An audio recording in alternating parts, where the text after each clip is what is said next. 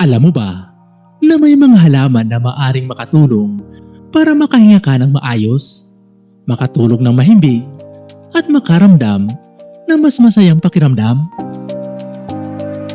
Sa video natin na ito, pag-uusapan natin ang 10 panloob na halaman na hindi lang basta palamuti, kundi may dalang healing powers para sa ating mental at physical health. Mula sa pampahimbing ng tulog hanggang sa pampatalas ng memorya. Alamin kung aling halaman ang dapat mong alagaan para maging isang wellness sanctuary ang iyong tahanan. Pero bago ang lahat, kung nais mong ikaw ang unang makakita ng aming mga bagong upload at makitang ilang behind the scene, mag-subscribe at sumali na sa aming community. I-click lamang ang join button. Sa mundong punong-puno ng ingay at polusyon, lahat tayo ay naghahanap ng santuaryo o lugar kung saan payapa tayong makakapag-isip. Sinasabing ang kalikasan ang pinakamagaling na manggagamot. Kaya naman, bakit hindi natin dalhin sa loob mismo ng ating bahay ang kapangyarihang ito? Narito ang 10 halamang may healing power na garantisadong magpaparelax at magpapalusog ng inyong tahanan. Aloe vera. Ang una sa ating listahan ay ang sikat na aloe vera. Kilala sa loob ng maraming siglo bilang plant of immortality. Hindi lang ito basta dekorasyon. Ang gel sa loob ng mga dahon nito ay punong-puno ng bitamina at antioxidant na mabilis makapagpagaling ng paso at skin irritations. At alam niyo ba, habang ang ibang halaman ay nagpapahinga sa gabi, ang aloe vera ay patuloy na naglalabas ng oxygen. Kaya perpekto itong ilagay sa loob ng kwarto para sa mas preskong hangin. Lavender. Ang bango ng lavender ay hindi lang para sa pabango. Ito ay isang natural na sedative. Ayon sa mga pag-aaral, ang paglanghap sa amoy nito ay direktang nagpapakalma sa ating amygdala, ang bahagi ng utak na kumukontrol sa emosyon. Ito ang natural relaxation hack na hindi nangangailangan ng reseta. Snake plant. Tinatawag itong snake plant, pero huwag kang matakot. Ito ang iyong pinakamalakas na depensa laban sa sick building syndrome. Sa gabi, kapag ang karamihan sa mga halaman ay naglalabas ng carbon dioxide, ang snake plant ay kabaliktaran. Ito ay isang oxygen factory. Sinisipsip nito ang mga lason sa pintura at carpet. Kaya naman hindi nakapagtataka na marami ang naglalagay nito sa loob ng kwarto. Boston fern. Sa mundo ng botanika, ang Boston fern ang kinikilalang natural humidifier. Sa pamamagitan ng prosesong transpiration, naglalabas ito ng sapat na moisture para labanan ang tuyong hangin na dulot ng aircon.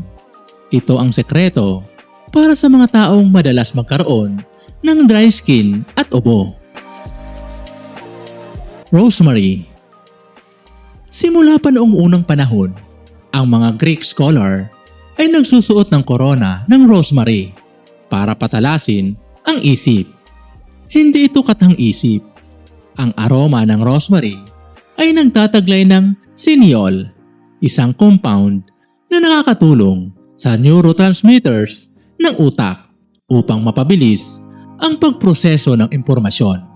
Isang hagod lang sa dahon nito, magigising na ang iyong diwa. Jasmine. May kapangyarihang magpatigil ng oras ang bango ng jasmine. Ang halimuyak nito ay kasing bisa ng mga Valium o anti-anxiety drugs sa pagpapakalma ng katawan. Ngunit wala itong side effects. Sa bawat paglanghap, tinutulungan nito ang iyong katawan na pumasok sa mahimbing na pagkakatulog. Spider plant. Ito ang spider plant. Huwag maliitin ang itsura nito dahil isa ito sa pinakamatibay na air purifier sa mundo. Sa loob lamang ng 48 hours, kaya nitong linisin ang 90% ng mga allergens at toxins sa isang silid. Ito ang perpektong halaman para sa mga nagsisimula pa lamang sa paghahalaman dahil sa tibay nito at dedikasyon sa paglilinis ng hangin. Peace Lily. Ang peace lily ay hindi lang naglilinis ng hangin. Nililinis din ito ang iyong aura. Sa aspeto ng holistic healing, ang halamang ito ay sinasabing nag-aalis ng negatibong enerhiya at nagdadala ng spiritual balance. Ito ay simbolo ng kapayapaan sa gitna ng mundong magulo. Jade Plant. Marami ang naniniwala na ang jade plant ay nagdadala ng swerte o pera.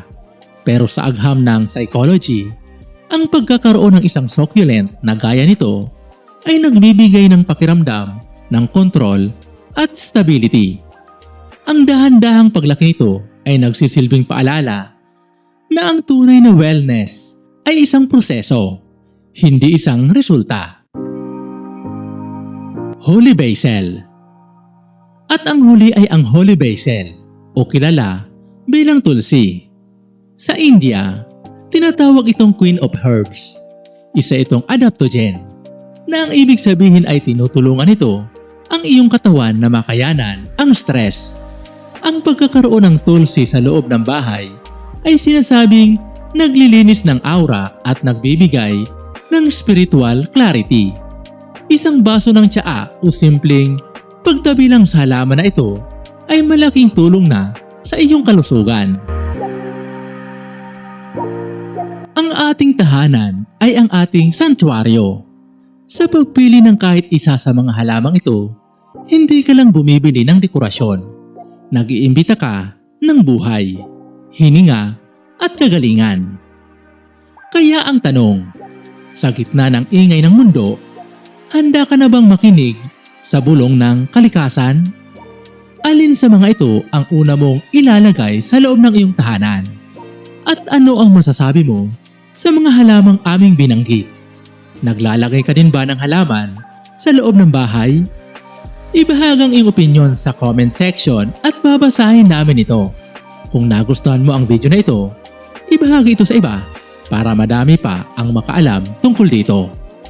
Ito pong muli si UCL. Maraming salamat po sa panonood. Hanggang sa muli po. God bless.